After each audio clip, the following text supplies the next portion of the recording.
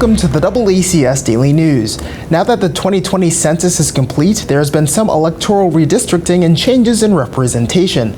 We spoke with the Attleboro Elections Office to learn more. I'm Mike Murphy, an election commissioner in the city of Attleboro. Well, every 10 years there's a federal census, as you know, and based on that, the laws in the state of Massachusetts require that we rebalance the wards and precincts in the city so that they're all within 5% of the average. Now, the 2020 census in Attleboro showed nearly 2,000 more people than in 2010.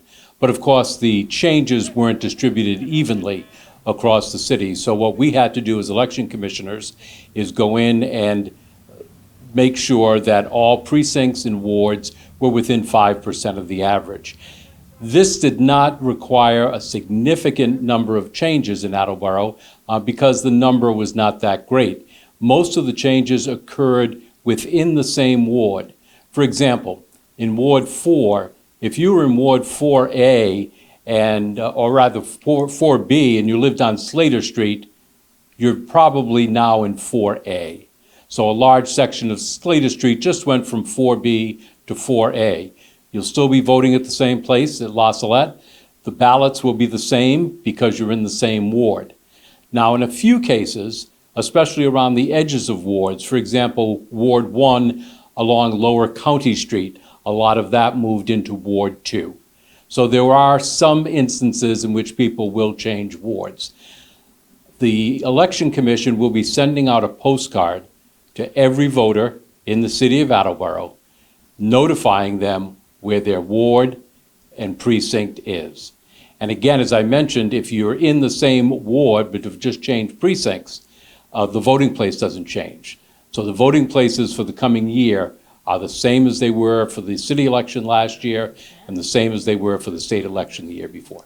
Now, the ward and precinct will often affect who your city councilor is and your school committee representative, but that's not on the ballot this year. That will be next year, and by that time, everybody should be pretty well used to where their ward and their precinct and their voting location is.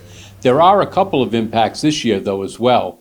No change in state representatives. So the 2nd Bristol District, which is represented right now by Representative Jim Hawkins, remains the same. It's every ward and precinct in the city except 3B, exactly as it was before. 3B is Representative Adam Scanlon.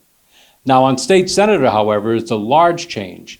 Wards 1, 2, and 3A were formerly in the Norfolk-Bristol district, which is represented by Senator Becker Rausch. Now the entire city of Attleboro is in the Senate district that is represented by Senator Paul Feeney. So that will be a change for people, especially in wards 1, 2, and 3A. As far as the congressional district, Representative Auchincloss, the 4th congressional district, Attleboro was completely in that district before. It remains completely in that district. So the only change from a redistricting point of view is in the senator, the state senator.